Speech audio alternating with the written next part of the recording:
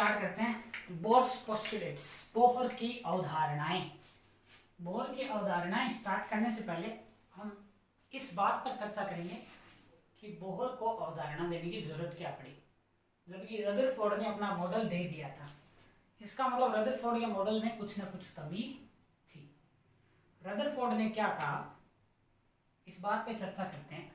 Rutherford ने कहा कि परमाणु का अधिकतम द्रव्यमान और उसका धनावेश किसी एक जगह केंद्रित होता है जिसको नाभिक कहते हैं, और इलेक्ट्रॉन उसके चारों तरफ चक्कर लगाता रहता है। इलेक्ट्रॉन उसके चारों तरफ चक्कर लगाता रहता है। जब इलेक्ट्रॉन उसके चारों तरफ चक्कर लगाएगा तो कोई भी घूमती हुई वस्तु ऊर्जा का उत्सर्जन करती है। कहने का मतलब है कि रदरफोर्ड ने यह कहा कि इलेक्ट्रॉन किन्हीं भी कक्षाओं में किसी भी स्थिति में नाभिक के चारों ओर चक्कर लगाएगा, तो यदि ऐसा होगा तो मान लो ये इलेक्ट्रॉन है तो ये घूमता हुआ ऊर्जा का उत्सर्जन करता रहेगा। ऊर्जा का उत्सर्जन करते करते ये क्या हो जाएगा, नाभिक के अंदर गिर जाएगा। और यदि नाभिक के अंदर गिर गया तो उसके बाद में परमाणु का स्थायित्व नहीं है। परमाणु का स्थायित्व नहीं तो किसी भी पदार्थ का इस धरती पर स्थायित्व नहीं है। आई बात समझ? दूसरी बात, पहली बात कि रदरफोर्ड परमाणु के स्थायित्व को सिद्ध नहीं कर पाया। वो परमाणु के स्थायित्व को सिद्ध नहीं कर पाया। दूसरी बात क्या है?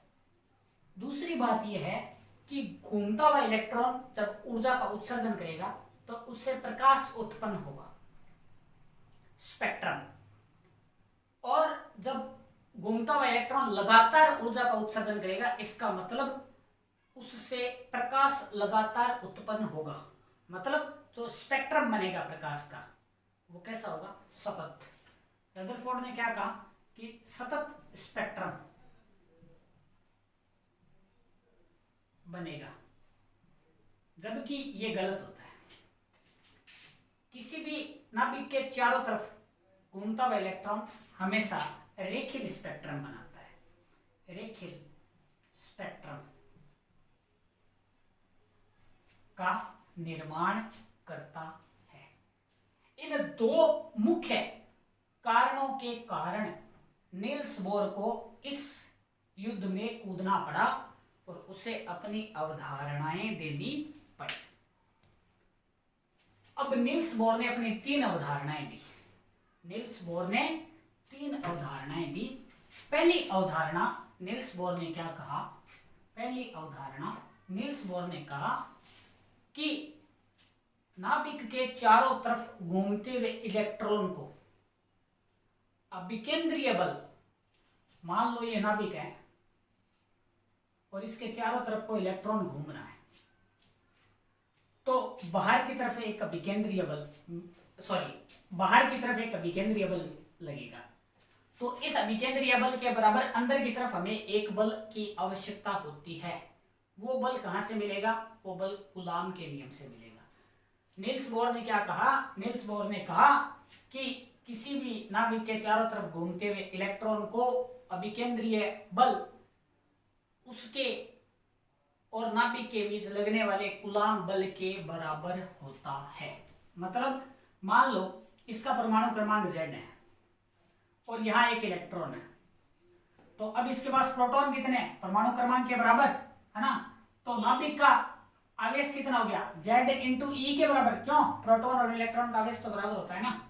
तो इन दोनों के बीच लगने वाला कूलाम बल है ना, उसने क्या कहा? अभिकेंद्रीय बल बराबर कूलाम बल। अभिकेंद्रीय बल कितना होता है? mv² बट्टा r बराबर कूलाम बल कितना?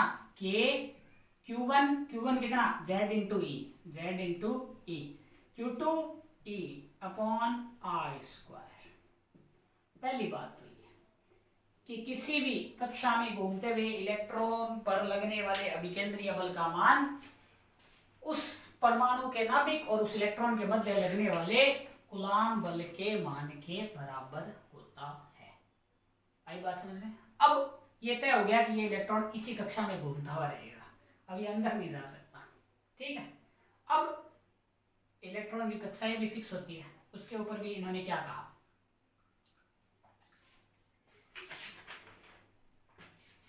दूसरी बात, बोर की दूसरी अवधारणा। बोर ने कहा कि इलेक्ट्रॉन उन्हीं कक्षाओं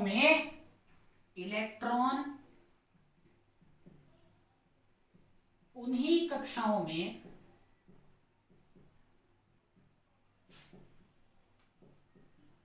चक्कर लगाएगा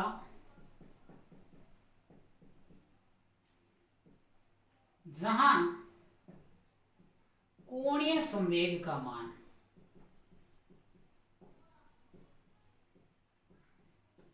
h/2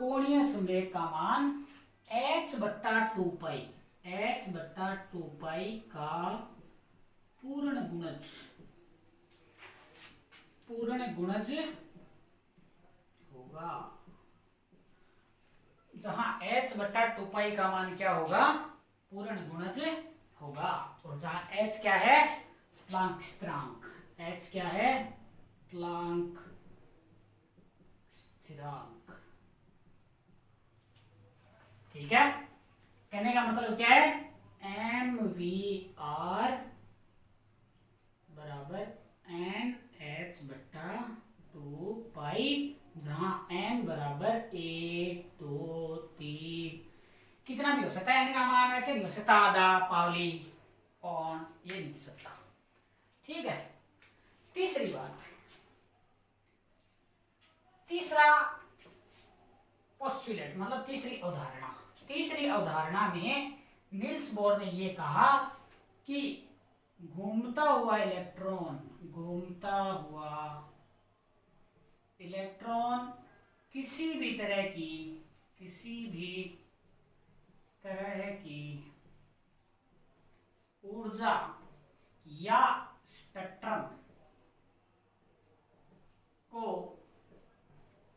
उत्सर्जित नहीं करेगा। घूमता हुआ इलेक्ट्रॉन किसी भी ऊर्जा या स्पेक्ट्रम को उत्सर्जित नहीं करेगा। ऊर्जा या स्पेक्ट्रम तभी उत्सर्जित या अवशोषित हो सकते हैं जब इलेक्ट्रॉन एक कक्षा से दूसरी कक्षा में जाए। जब इलेक्ट्रॉन एक से दूसरी कक्षा में जाएगा तभी ऊर्जा का अवशोषण या उत्सर्जन हो सकता है। जैसे मान लो ये n बराबर पहली कक्षा है, ये n बराबर दूसरी कक्षा है। अब कोई इलेक्ट्रॉन पहली कक्षा में है, यदि वो पहली कक्षा में घूम रहा है तो वो कोई भी तरह की ऊर्जा या स्पेक्ट्रम का आदान प्रदान नहीं कर सकता। मान लो वो n बराबर 1 से n बराबर 2 में जाएगा, यहाँ ऊर्जा E1 है, यहाँ ऊर्जा E2 है, तो उसको जाने के लिए डेल्टा E बराबर E2 माइनस E1 के बराबर ऊर्जा की आवश्यकता होगी। भाई आप फर्स्ट फ्लोर से सेकंड फ्लोर तक जाओगे तो आपके पास ऊर्जा होगी तभी तो जा पाओगे, है ना। अब जब वो इलेक्ट्रॉन n बराबर 2 में पहुंच गया, जब वो वापिस आएगा तो डेल्टा E के बराबर ऊर्जा यहां अवशोषित करेगा तो यहां उत्सर्जित करेगा। कहने का मतलब है कि इलेक्ट्रॉन n बराबर 1 से n बराबर 2 में जाएगा तो जितनी ऊर्जा लेगा उतनी ही ऊर्जा n बराबर 2 से n बराबर 1 में आएगा तो उत्सर्जित कर देगा। ठीक है, और यहीं से ही इन सभी कमियों की पूर्ति हो जाती है। हालांकि नील्स बोर के पोस्टुलेट्स में भी कुछ कमियां थी, वो आगे बात करेंगे।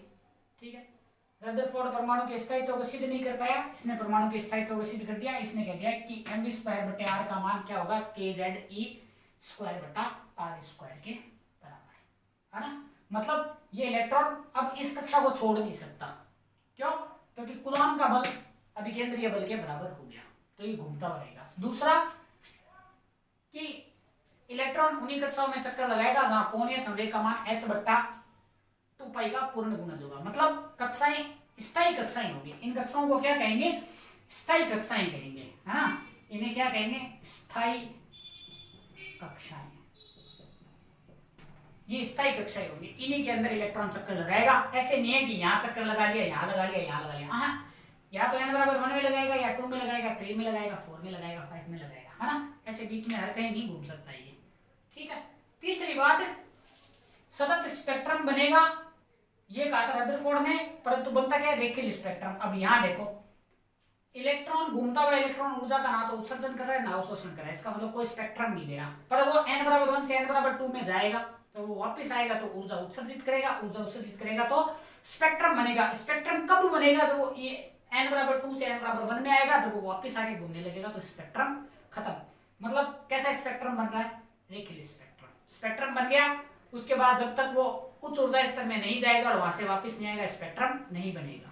अगली बात समझ में? तो ये थी बोर की अवधारणाएं, ठीक है। आगे बात करेंगे बोर की त्रिज्या, बोर की ऊर्जा, सभी चीजें।